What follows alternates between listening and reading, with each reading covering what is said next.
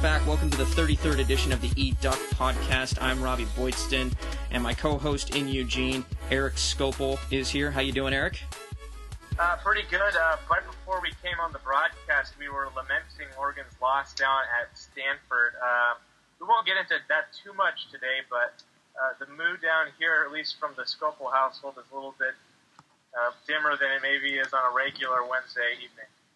Just the moods are just solemn this week. It's a week of mourning. It's a solemn place now, Eugene. It's a little more solemn than it is most weeks. But of course, Oregon has an opportunity now to regain that winning momentum against Utah. So we'll talk about that a little bit. Yeah, that solemn feeling might turn into rage come Saturday, depending on what type of fan you are. But and that's a perfect way to kind of start off. Is Erik? We didn't really hear much from you last week because we just had difficulties kind of syncing up for the podcast. But what was it like down there in Palo Alto, and what were the experiences from? Did you see any reactions from the Oregon side, fans, players, or something that really stood out to you? I think to me the one thing that really stood out, and I'm not sure if the video made it online or not, but Josh Huff after the game was barely audible. You could barely hear him speaking because you could tell he was so, I guess, moved by kind of the emotional loss they had just suffered. And so you could tell that one's going to stick with him. I mean, for Huff, he's a senior. He's gone through so much. Of course, if you've read the Jason Quick story from the Oregonian, if you haven't, check that out. Really does a great job of profiling, his path to where he is now. But for the seniors, that loss kind of cemented the fact they will not be winning a national championship, possibly not even winning a conference championship, but of course not going undefeated this season. I think it really kind of, I don't want to say it hit them by surprise because obviously Stanford beat them last year, so Oregon was aware of what they were capable of, but you could tell it was very, very devastating. And then to see kind of the turnaround to Monday, and it was like it was a whole new day.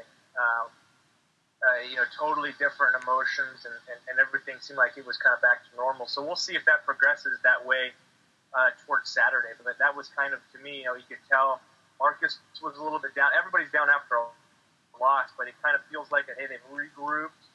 Monday seemed like a new, and they're going to move forward for Utah. And let's look forward, I guess, to that Utah game where I think it is expected that Oregon, you'll see a little bit more of that normal Oregon that you've been used to, the team that's averaging 50 points a game and holding opponents under 18 points a game. And you're not going to see as much of, 8 lineman setups, I would think, from Utah as you would from Stanford. So heading into this game, where do emotions come into it, and how focused are the Ducks? Have you noticed from practice, post-practice interviews this week's getting after Utah and putting that loss behind them?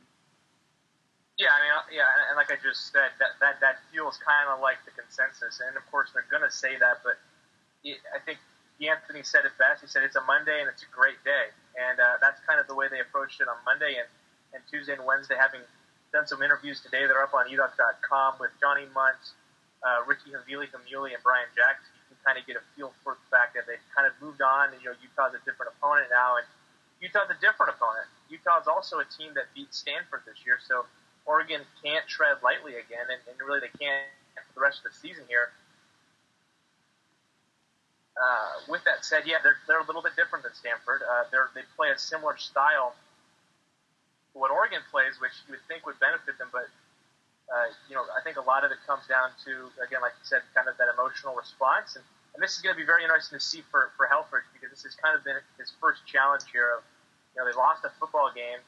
How does he get the team, how does he circle the wagons here? Does he get everything kind of figured out, or does it become, do you compound one loss, and does it turn into 2, 3, 4, and do they really just fall apart here? So, that's really, to me, is what I'm really curious to see, is that response, and I think that will display, to a certain extent, kind of the coach that Mark Helfrich is, because, it's pretty easy, when you're not really challenged and you're able to throw together, 9 wins, 8 wins in a row like that, and then when you're hit with the first step, of adversity, and you don't respond very well, it's curious to see how you kind of pick yourself back up from that. One thing I did want to touch on here that I think is going to be important looking at this game is early on the Ducks have shown in games over the past 3-4 weeks that they've gotten off to slow starts, haven't been able to get into a rhythm offensively early on, kind of let opposing defenses seemingly get into their head until they can kind of figure out what's going on and then turn on the Jets and find some rhythm. With Utah this week, and flipping that back on the defensive side as well. Last week you saw how Oregon really had trouble against that big offensive line, and even had trouble wrapping up Kevin Hogan at times on those 3rd and 6, 3rd and 7 runs, plays they really have been making all season and just weren't able to do last week. Now you're looking at a Utah offensive line that averages somewhere around 6'3", 315 for all their guys. So you're facing a very big offensive line and a very big quarterback in Travis Wilson, who's 6'6", 240, has 386 yards rushing this year and 5 touchdowns. He actually leads the Utes in rushing touchdowns. So do you foresee any type of early struggles for Oregon against this line as they try and get adjusted? Or, again, going back to that emotion, or is the defense, and especially Nick Aliotti, the defensive coordinator, saying that that's not going to happen again going forward in these last 3 games? Well, that's what I'm curious to see. Just like the rest of us, is that response. Because, speaking before the game, Steve Summers, our publisher, and I, and Jason Vondersmith of the Portland Tribune, were kind of talking about how Stanford could beat Oregon. And I think kind of the only scenario we saw was Stanford getting up early and then just kind of pounding away. And that's exactly what happened last Thursday. Was that Stanford got ahead there, obviously 26-0, but it was that 17-0 at the half, and then Oregon never really had a chance to get going. So you hope that's not the case against Utah. The last 3 games, Oregon has gotten out of the gate slow. Washington State, UCLA included. Of course, UCLA they were tied. Washington State, I think they only led by a touchdown and a half. You're concerned, I think, by that. Utah has won just one conference game, but let's remember it was to Stanford, and they kind of did to Stanford what Stanford did to Oregon, in that they got ahead and then were able to kind of hold Stanford off in the second half of that football game. So you don't want to see that happen again. And I'm curious to see if I know Stanford and Utah are totally different teams, but what kind of adjustments Aliotti is willing to make defensively, because many have seen the reports now, but Aliotti had mentioned yesterday during Tuesday's media day that essentially there were some adjustments that they practiced during the week leading into Stanford, but for some reason chose not to go to, that might have had an effect. Essentially, they were going to bring in a bigger package on the front 7 there. So curious to see if that plays into effect, if he kind of learns his lesson, or if he stays stubborn and kind of sticks with his guns. I know, like I said, Utah plays a little differently than Stanford. They are more conventional by Oregon Stanford, in that they play a spread offense and, again, try to set up the pass with the run and maybe with the play action stuff. But, yeah, I'm curious to see how that goes. And on the offensive side, they really can't get off to a slow start again. And I'm curious to see if Marcus clearly isn't 100%. I think that's very, very obvious, and it's been obvious since Washington State. He's clearly not 100%. He's not able to tuck it and go. And I'm curious to see if he comes out and struggles. I know it's hard to say this, but is there any scenario where Helfrich decides to cut the cord early if the team really is struggling with Marcus, if he's not ready to go, and turn it over to Jeff Locke? And you hit that on the head there. One of the things I wanted to touch on as well was at what point does he pull the plug? I would think that they would want to, looking forward to a game against Arizona and a game against Oregon State, and while Arizona and Oregon State have Arizona's been recovering nicely, had a tough game against UCLA last week, but Oregon State's been on a little bit of a slide, but that doesn't mean they're still not tough teams, and you want to keep your starting quarterback as healthy as possible, because there's still a BCS berth on the line here. Oregon still looks like a Sugar or an Orange Bowl type of a situation, and depending on what happens with USC and Stanford, could end up back in Rose Bowl contention. So, looking at that and looking at DeAnthony Thomas, what you touched on in your article, what are they going to use him more as? Is he going to be more effective in the slot, which you take away that fumble, he seemed to be getting a little bit of productivity out of that position as opposed to running out of the backfield. I think it's pretty safe to say that Byron Marshall and Thomas Tyner should be getting a majority of those reps at this point in the season. Not because DeAnthony's not talented enough or healthy enough, but basically just for consistency, Marshall and Tyner have kind of earned those reps, and DeAnthony's such a special player that you want to be able to move him around the field in different ways, use him maybe on some of those end around type plays where he can really use that speed that allows him to run east to west and still catch that edge and burst forward for quite a few yards. It's just that balance of what are you going to see this week? Are they going to rely more on the run? Are they going to, depending on Marcus's health, because maybe that knee's not good enough to run on fully yet, do they rely more on the passing game? And then does that tip your hand to Utah to then maybe make those defensive adjustments that makes that offense a little bit harder to run for Oregon, because you don't have that kind of ace in the hole where you don't have that mobile quarterback that keeps the defense on their toes at each point. So looking at the offensive side, those are the things that I want to see coming out of this game. I still think Oregon would put up 50 points against Utah. I think they're going to get back to that, like I said earlier, that they might start off slow, but they're going to turn on the Jets. You'll see it probably about the second or third quarter there, and it'll look more like the Oregon team of the first 7-8 weeks as opposed to the one that you saw last week. Well, and to me, Oregon all season has really been, and this is they've been kind of three-dimensional offensively. They've been able to run it with their running backs. Marcus has been able to throw it. Then there's been that added advantage of having Marcus run for over 100 yards in 3 games. And that's kind of been that third dimension that really has given teams trouble.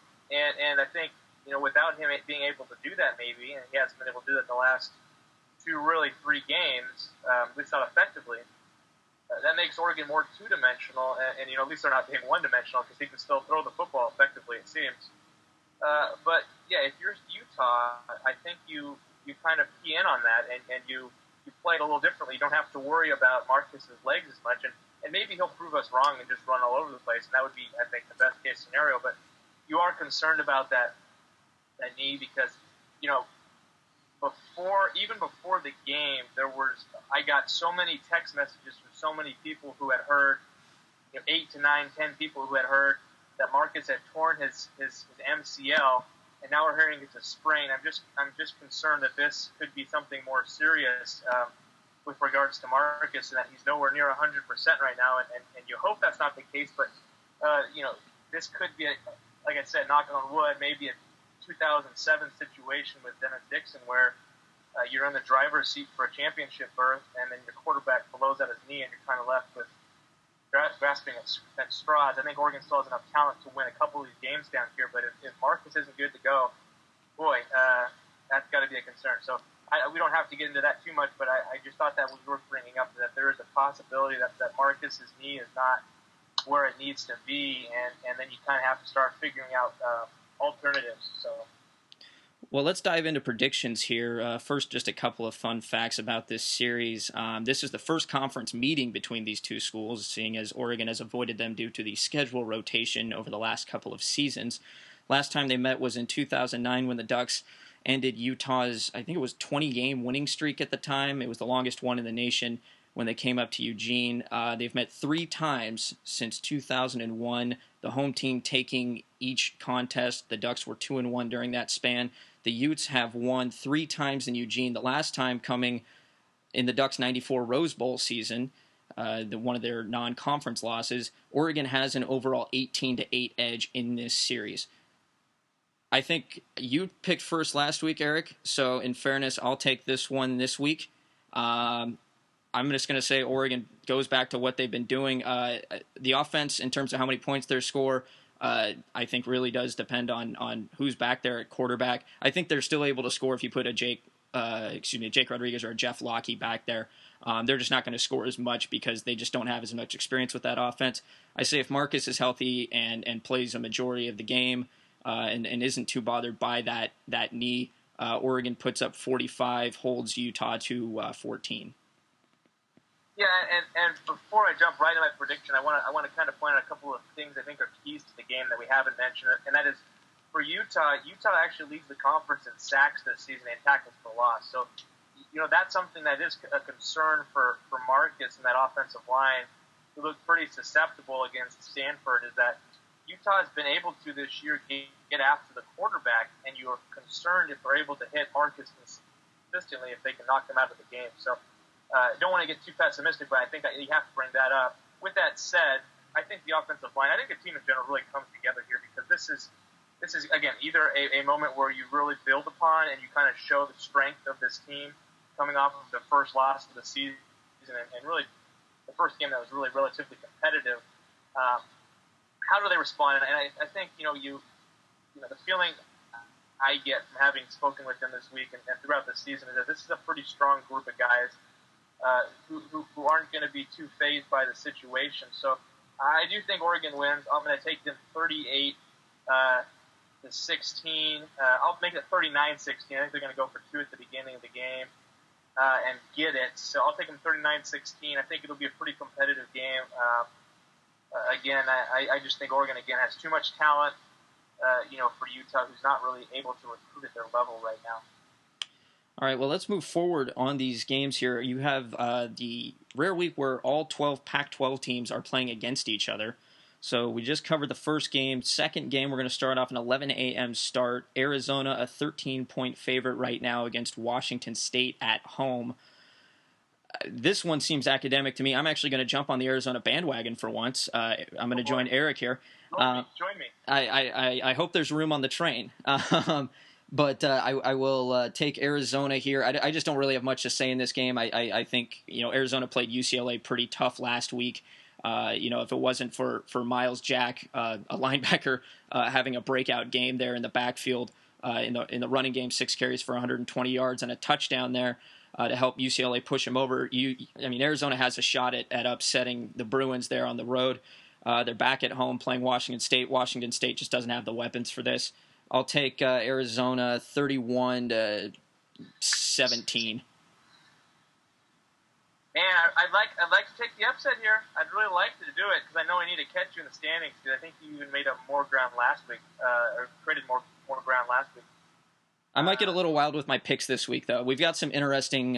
Cal Colorado might be a chance to make up some ground.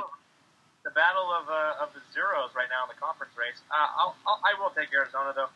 I think Arizona tough loss last week in a game that they really could have won.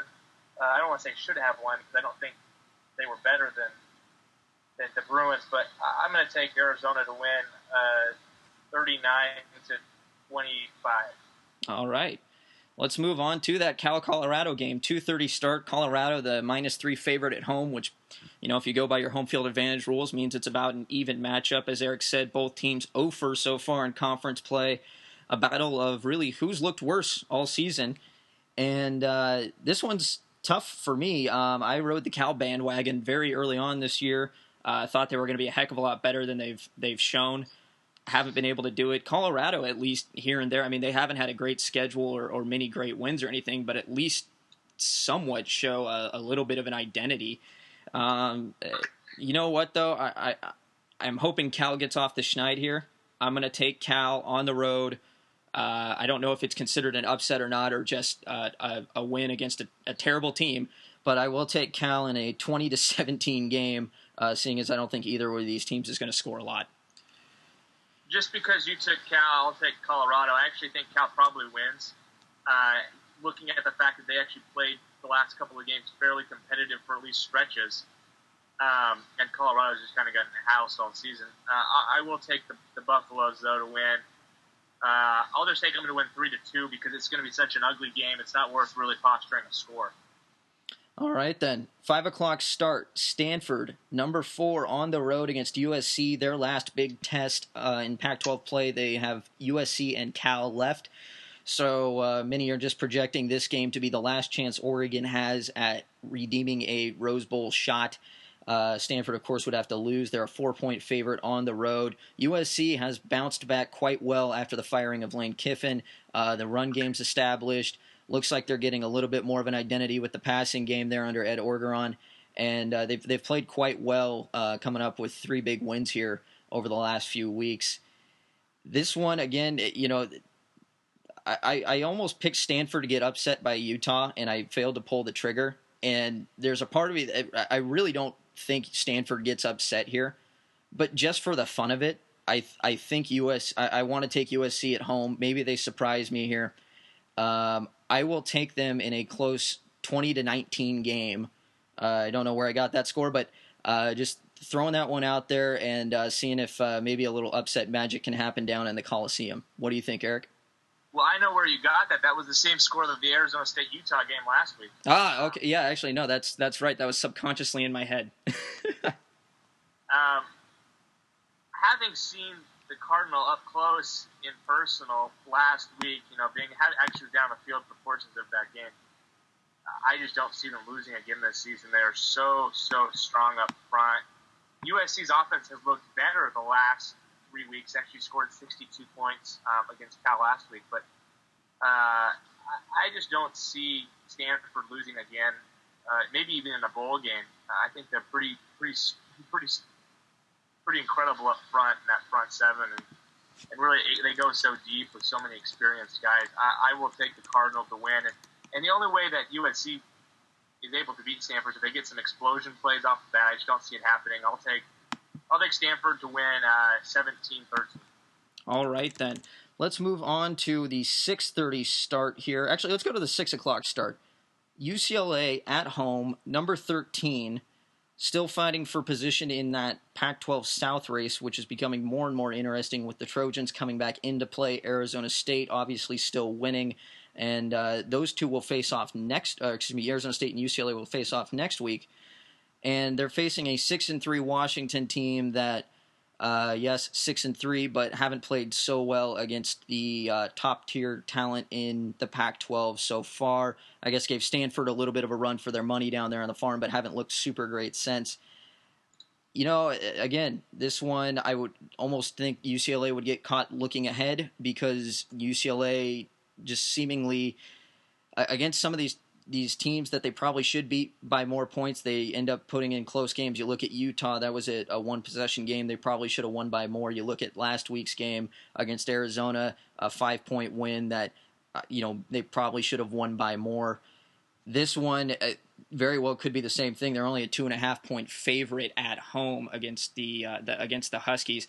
Really, I think this is a huge game for Steve Sarkisian and the Washington coaching staff and really the Washington program, because this is the type of win that would maybe give them a little bit more faith in him going forward, maybe put him a little less on the hot seat, I guess, going into the offseason as more and more talk kind of gets drummed up there. That being said, I'm going to take the Bruins at home. I will take a 35-24 victory down there in the Rose Bowl, and sets up for a showdown with Arizona State next week. What do you think, Eric? First off, I think this is a Friday game. Is this? Oh, it is. Yeah. Yes, it is. Friday at 6 p.m. on ESPN2, so if you don't have anything going on Friday night... That's a good game. Then, go ahead and check it out. Should be a pretty good game. I do like UCLA to win. If we're being fully honest here, I think UCLA should win pretty handily. Washington, you look at their schedule here and their win-loss record, it's been kind of either they blow teams out or they're blown out. There are very few close games. Really, the only close game they've had, two close games they've had, were at Illinois where they won, and then at Stanford where they lost by 4 points. I think UCLA wins pretty convincingly here. I think they've got something kind of working out in that running game, having moved Jack a little bit over to offense. Even if that's a short-term solution, he's going to be motivated because he is a Seattle kid. And, I think UCLA wins and wins in a blowout fashion. I'll take them 48-21. All right, and we'll go to the last game here on Saturday night. Now that I have my days correct, Oregon. This is a really good week of games here. This is a great host of games here. Just kind of looking through all of them, with the exception of Cal and Colorado, maybe Arizona, Washington State. These are all really competitive, good games, I think. Well, and you look at, I mean, even Cal Colorado, it's the tire fire of competitive games, I think. At least you're going to probably have at least a little competition against against like-talented teams. I think, yeah, this is I agree with you, one of the more intriguing matchups, especially with 3 weeks left in the season and almost everything is going to be pretty much set up for the Pac-12 title game here in the next week or two. So, Oregon State versus number 19 Arizona State. Arizona State, as we touched on earlier, a 1-point comeback win over Utah last week, had to score 2 fourth-quarter touchdowns to pull it off, facing Oregon State, who's been on a bit of a slide as of late, losing back-to-back games against Stanford and USC at home. They're going to a place they've only won once since 1970. I don't like Oregon State's chances here. I think they have a very talented team.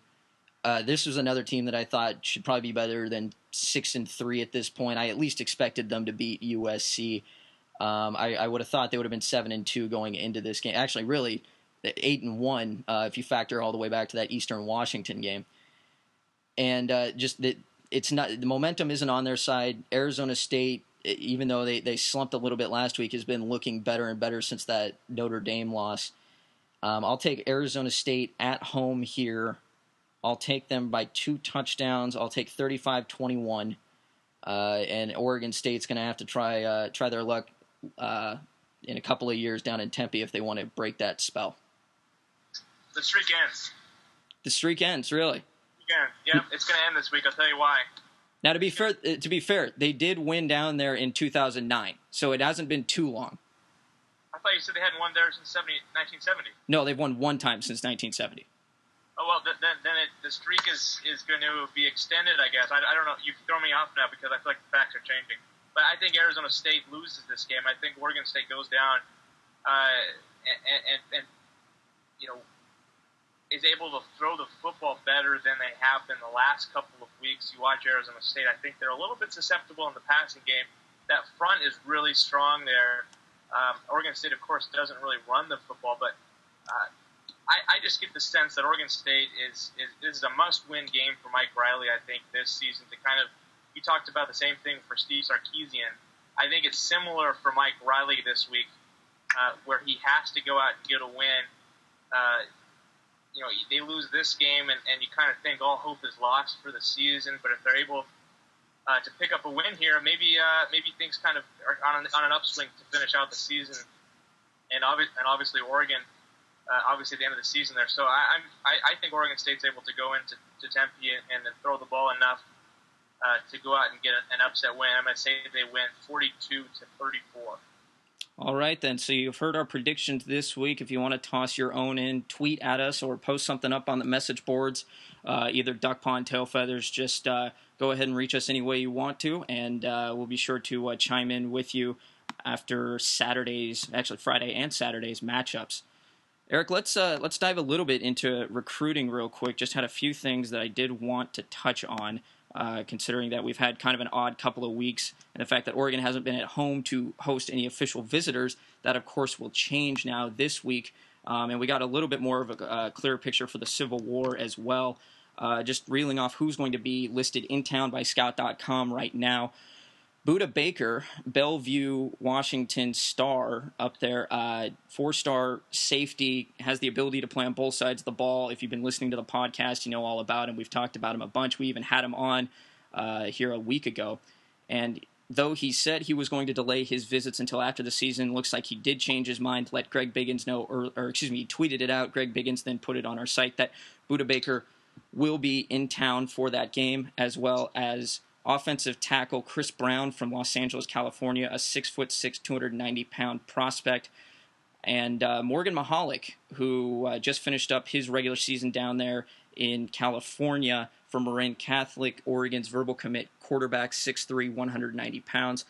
Threw for over 2,000 yards this season. He will now be able to take in an Oregon game in person. He will be up here as well. Looking forward to the Civil War, one bit of news, Jimmy Swain, a TCU verbal commit outside linebacker ranked 26th nationally by Scout.com it lists him at Lee Summit, Missouri. He actually moved back to Olathe North in Kansas. He will be in town. He was very high on Oregon when I talked to him over the summer. And it sounded like he was going to wait to commit until about September, October. He ended up committing earlier than expected to TCU. We talked about it on the podcast when it happened because that was sort of around the same time that Oregon was thrown into limbo with their linebackers, with Jordan Hoyam retiring and then going after Joey Alfieri and Bobby Okereke, who both ended up at Stanford shortly thereafter. Oregon looks like they'll have a shot at least trying to woo Swain to come back Oregon's way.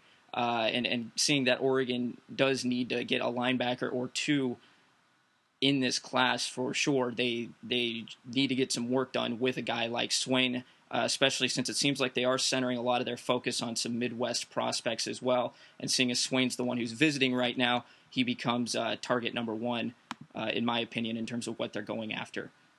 Robby, yes. Going back to this weekend's visitors, how important do you think it is for a guy like Morgan Mahalik, who's committed to Oregon, obviously very heavy Oregon? If you follow him on Twitter, he and Arian Springs have done an excellent job of kind of being in contact with a lot of these guys. How important do you think it is that, they bring in what looks like to be a kind of a smaller group, 3 to 4 guys, maybe get a little bigger, come game time. I know there's been some other names thrown around, but how important do you think it is, though, to get a committed guy like that who's kind of leading the charge with the recruit in there when they've got guys like Buda Baker coming in? He's obviously one of their top prospects. I think it's extremely important, and I think it's just another weapon Oregon can use, I guess, if I was going to put it that way.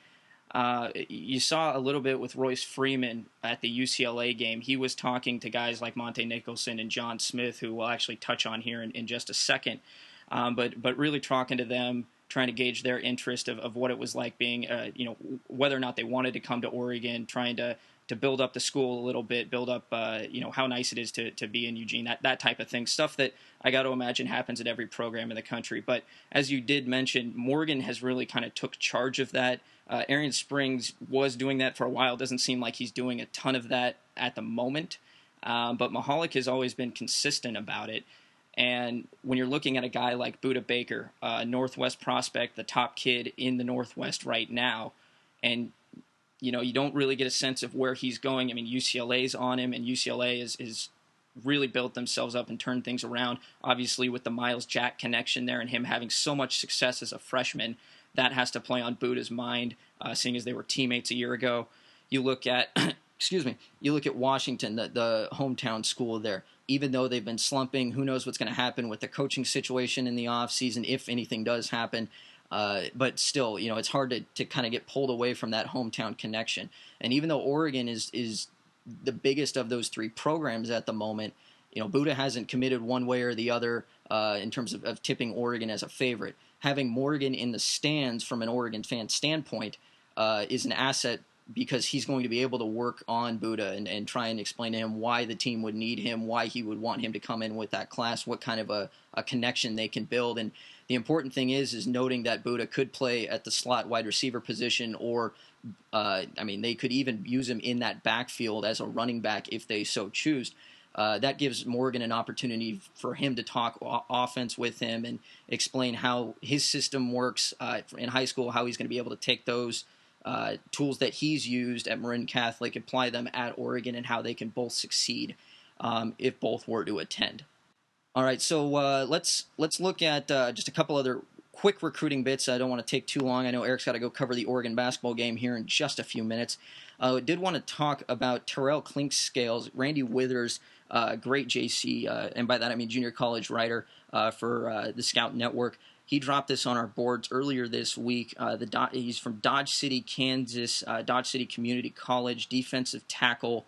Erik, I saw you even chimed in a little bit on this on the boards, especially after last week, given how bad Oregon was manhandled by that offensive line. You see a guy like Clinkscales who's got 36 tackles, 8.5 tackles for loss, 3 sacks, and a blocked kick. And you look at his size, this has got to be a target that Oregon really wants going forward. A 6'4", 315-pound prospect with speed to boot. I think this is going to make some of the Oregon fans' mouths water a little bit in terms of wanting him as one of their top recruits heading into next season. Yeah, and it's funny because I said that he's very physically similar, I think, to Heimili and Keely Keefe, who both of which graduate this year. And I made a comment about how he would be nice to have a guy like that replace them as they leave, and that was even before the Stanford game. But after the Stanford game, I think it's I'm curious to see if they're looking to kind of change a little bit of their strategy in terms of bringing in more guys built like that.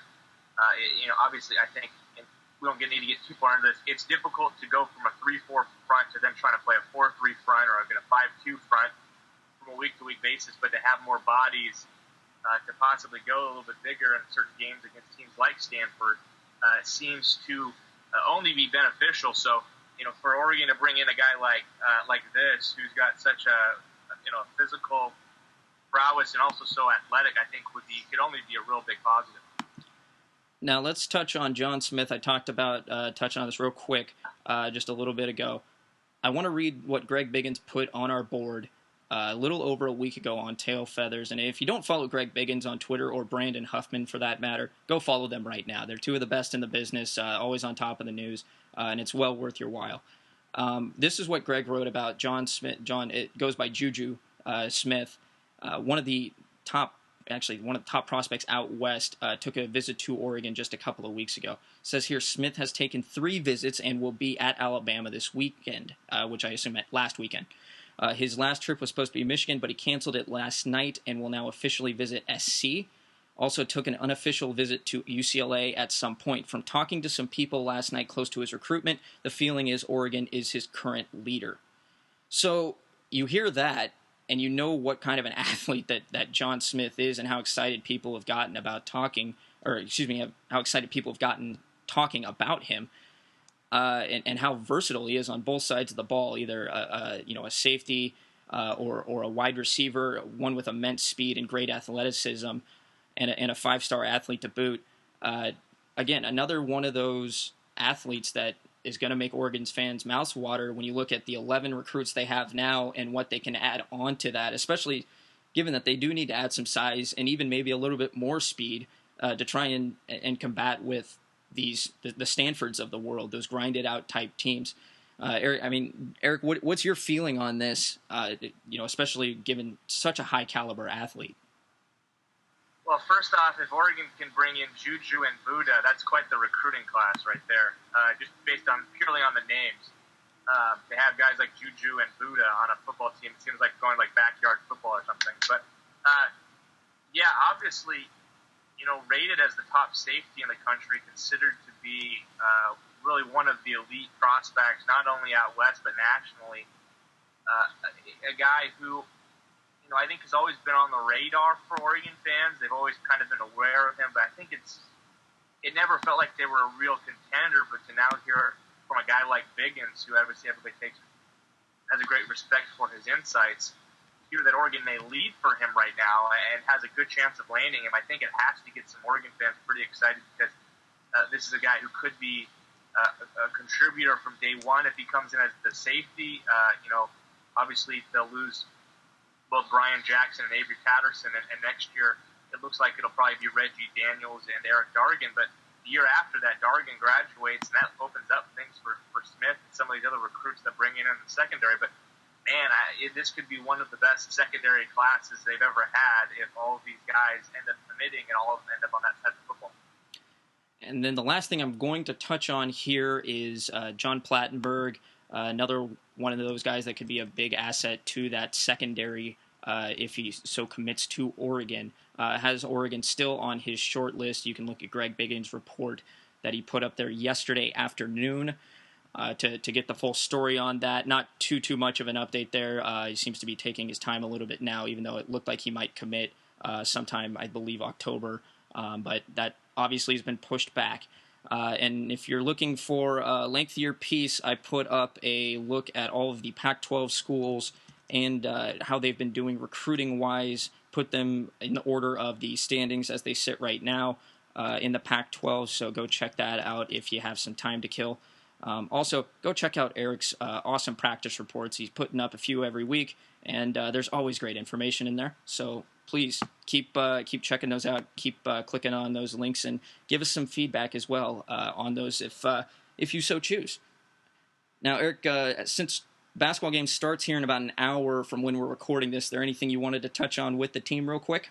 Well, we can talk a little bit about the team. Obviously, we'll kind of fly through this because it is also important to at least mention that today is the beginning of National Signing Day for basketball, and Oregon is expected, and actually, in fact, has received, it looks like, 4 letters of intent.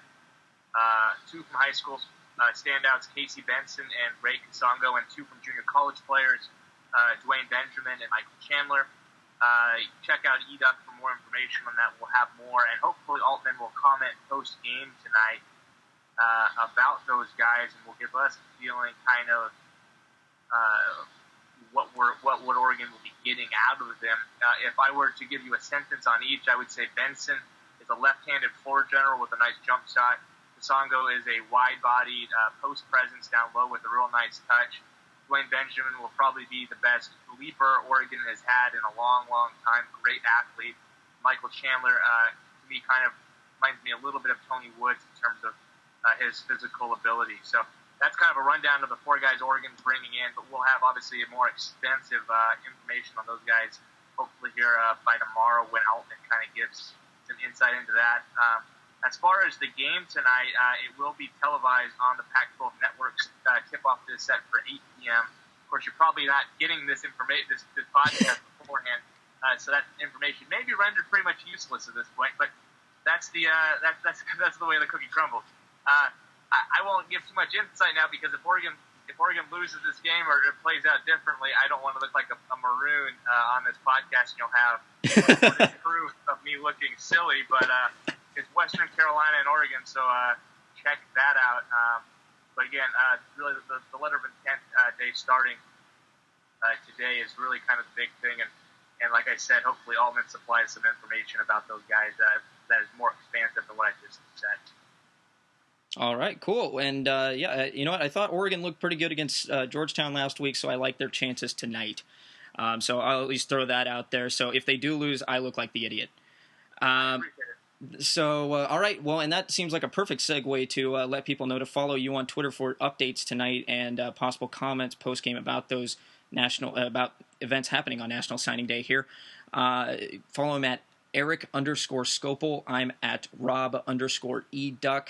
We're also always on the message boards on eDuck. You can shoot us a message in our inboxes and, try and contact us any way you can. We're on Facebook. Just, we're not shy. So keep spreading the word about this thing. Again, we're on iTunes. Just got a notification the other day we're on Stitcher, which I believe will help people who don't have iPhones listen to the podcast. So I'll be adding that in there as well. Go ahead and check out on that. And keep checking out the YouTube page. I'm still posting the podcast on there for the time being. I might actually just go through the end of the football season right now, since it seems like half and half seem to enjoy listening to the podcast on YouTube or via their iPhone. For the 33rd edition of the eDuck podcast, I'm Robby Boydston. Scopel out.